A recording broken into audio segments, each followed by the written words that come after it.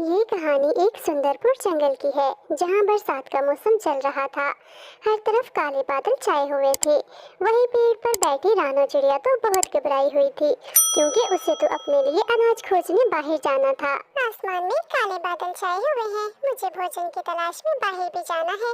ऐसे करती हूँ, मैं जल्दी से जाती हूँ और गुजारे लायक थोड़ा सा अनाज ढूंढ कर ले आती हूँ। ऐसा सोचकर रानो चिड़िया भोजन तलाश करने चली जाती है।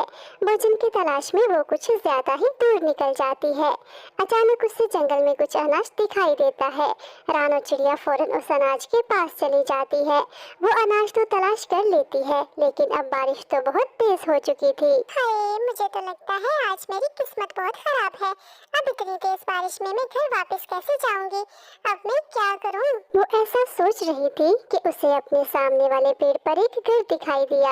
वो फौरन उस घर के बाहर जाकर दरवाजे पर दस्तक देती है। इस घर में कोई रहता है क्या? अगर कोई यहाँ पर है तो प्लीज मेरी मदद करें। मैं बारिश में भीग रही हूँ, प्लीज दरवाजा खोलें, बाहर बारिश बहुत तेज है। तभी रानो चिड़िया की आवाज सुनकर बबली कबूतरी आती है। वो घर बबली कबूतरी का था। बबली बहन, मैं अनाज की तलाश में बहुत दूर निकल आई हूँ। अब मैं घर वापस नहीं जा सकती। बाहर बारिश बहुत है, मुझे अपने घर में रहने के लिए थोड़ी सी जगह दे दे। जैसे ही बारिश रुकेगी मैं फौरन यहाँ से चली जाऊंगी। अरे बहन, मेरे पति भी बाहर गए हुए हैं। ऐसे मौसम में न जाने वो कहाँ हूँ। अभी तक घर वापस नहीं लौटे। मुझे तो उनकी बहुत फिक्र हो रही है।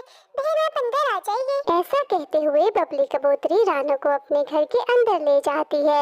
बहन, मैंने उनको कहा भी था कि मत जाए मत जाए।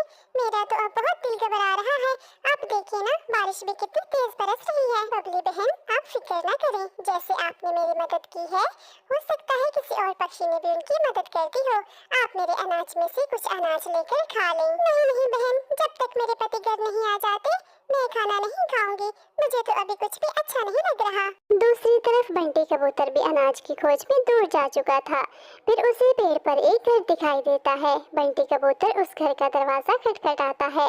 अंदर से गौरी कौवी बाहर आती है। वो बहुत ही लालची थी। कौवी बहन, बारिश बहुत तेज है। ऐसे खराब मौसम में मैं घर नहीं जा सकता। आप कुछ देर मुझे अपने घर में रहने दें। मैं बारिश रुकते ही यहाँ से चला जाऊंगा। कबूतर के बच्चे, तुमने तो मुझे डिस्टर्ब करके रख दिया है। ये मेरा घर है, कोई अनाथ आश्रम नहीं है। हाँ, अगर मेरे घर में रहने के बदले तुम मुझे कुछ दे दो तो शायद मेरा इरादा बदल जाए। कौवी बहन, आपको देने के लिए मेरे पास बस ये थोड़ा सा अनाज है। इसमें से आधा आप रख लें और आधा दाना मैं अपनी पत्नी के लिए घर ले जाऊंगा। गौरी कौवी आधा भोजन लेकर कबूतर को घर के अंदर आने देती है। फिर वो सारा भोजन खा जाती है, लेकिन उसकी भूख खत्म नहीं होती। कबूतर, मेरा इरादा बदल गया है। तुम मेरे घर से अभी बाहर निकलो, अभी के अभी, नहीं तो मैं शोर मचा दूंगी। जैसे ही बारिश रुकेगी मैं आपके घर से चला जाऊंगा। कौवी बहन, मैं कह रही हूँ, मेरे घर से अभी निकल जाओ, और अगर रुकना है तो बचा हुआ अनाज भी मुझे दे दो। कबूतर मजबूर होकर बाकी का अनाज भी दे देता है। थोड़ी ही देर बाद बारिश भी रुक जाती है। कबूतर, वही कबूतर, हाय, मेरे पेट में तो बहुत दर्द हो रहा है।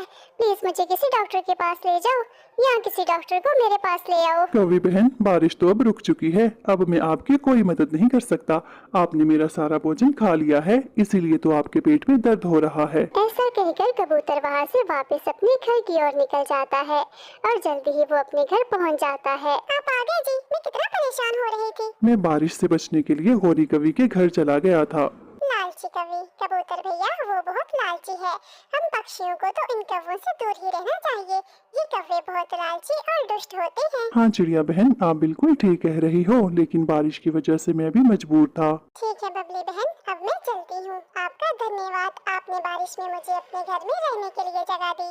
आप मेरे अनाज में से आधा अनाज रख लीजिए। नहीं नहीं बहन, ये अनाज आप अपने बच्चों के लिए लेकर जाएं। वो आपका इंतजार कर रहे होंगे। बंटी भाई, ये अनाज बहुत है, आप इसमें से आधा अनाज रख लें ताकि आपको आज रात भूखे ना सोना पड़े।